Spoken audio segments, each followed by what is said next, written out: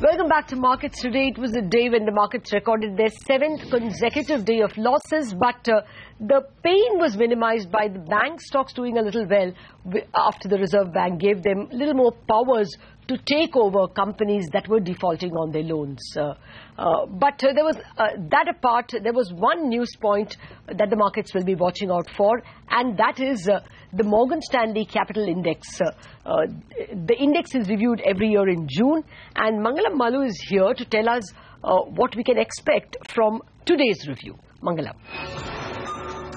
Well, thanks a lot for that. As you correctly pointed out, all eyes will definitely be on the MSCI review. Now, the MSCI, to give you a background, reviews its country classifications as developed, emerging, frontier or standalone status every year. Now, this year, China A shares are under review for inclusion to the emerging market index. Now, what are China A shares? China A shares are basically the shares of mainland China-based companies which trade on the Chinese stock exchanges. And remember, 74% of the Chinese stock market cap comprises of these A shares. Now, this decision will be announced after 2 a.m. Indian Standard Time, that is.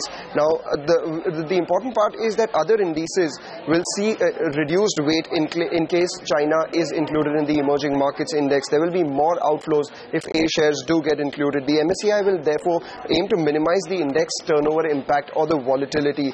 So they may gradually include the A shares to avoid that kind of market volatility. So if we assume that 5% of the total free float of China A shares are added to the MSCI, India's weightage, which is currently at 7.49, will reduce by about 30 basis points to 7.13, while China's weightage will increase to 28.51 from 24.88 what it currently is. So if you also assume that assets under management of all the funds which track the MSCI are about $300 billion, and this varies from brokerage to brokerage, outflows from India will be in a range somewhere between $0.9 billion to $1 billion.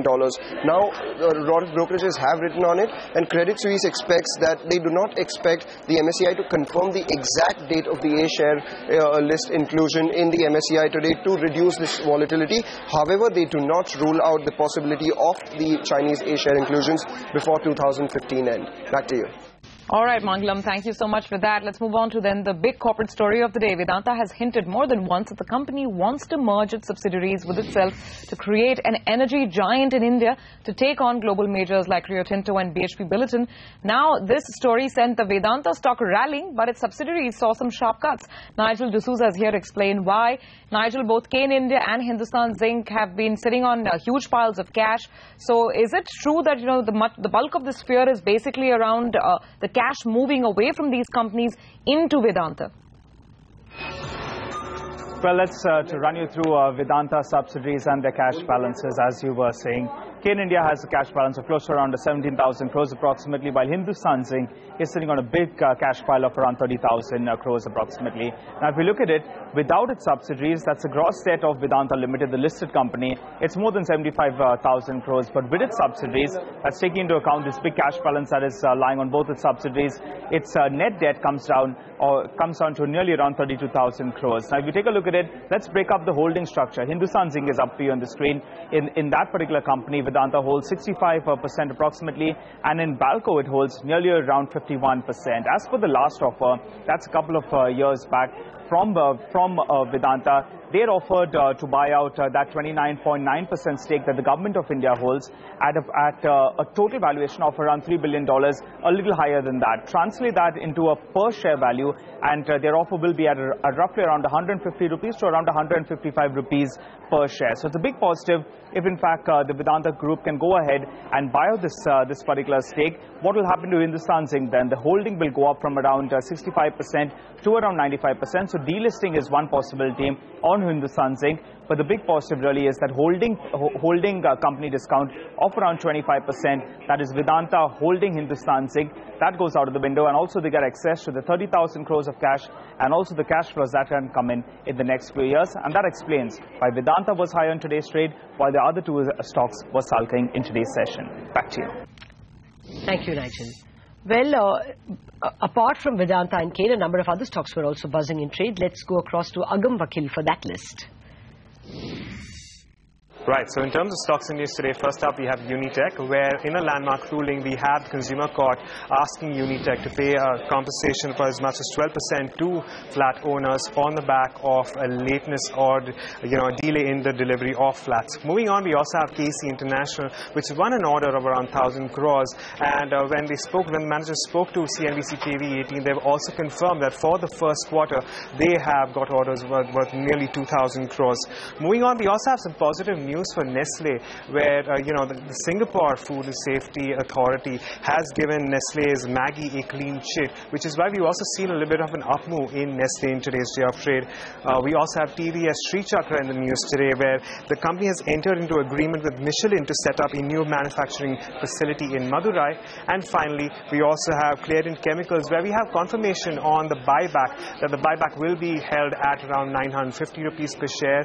The buyback will be worth around 13.4% in terms of equity, which will come to around 340 crores. And that's what we have in terms of stocks and news for today. All right, Agam, thanks so much for that. Well, before we go, let's find out what brokerages are betting on. Rima Tendulkar is here with that list. Rima. Thanks so much for that. So the first one I'll start with is Goldman Sachs and Shriram Transport Finance, where they've upgraded Shriram to a buy with a target price of 1,000, which is slightly lower compared to what they were earlier, their earlier target price. They say that Shriram Transport Finance has underperformed the bank Nifty not only in the last 3 months, but even in the last 3 years. And this underperformance provides an attractive entry point, as the road ahead is going to be less bumpy. In fact, they believe that the return on assets has bottomed out and will improve to about 3% by the end of FY18, and we should expect a pick up in the assets under management growth from FY15 to 18. Deutsche Bank has written on HDFC Limited post the issuance of NCDs and warrants worth 5,000 crore rupees. So Deutsche Bank says that this raising of money via NCDs will delay equity dilution, and HDFC Limited could use the money either to boost the capital adequacy ratio or raise the stake in HDFC Bank. And finally, Bank of America has written on Cipla. Remember earlier in the day, Mylan announced that it will be launching the first generic version of GSK's Seretide Ibohela in the UK. Now, this drug is basically used in the treatment of asthma. The reason it's negative for Cipla, because the expectation was that Cipla would be the first generic company, would be the first company to, come out with a generic version of this, Seretide. So that's why Mylan going ahead and doing it first is seen as a bit of a negative for Cipla. All right, Rima, thanks a lot for that list. And with that, we conclude this edition of Markets Today. Tomorrow, of course, we'll be telling you what the Morgan Stanley Capital Index reshuffle means to India. And we will know whether it will be 8th consecutive day of fall or whether, once again, 8,000 will hold. Well, on that note, we wrap up this edition of the show. Thank you for being with us. Have a pleasant evening. See you with the markets tomorrow.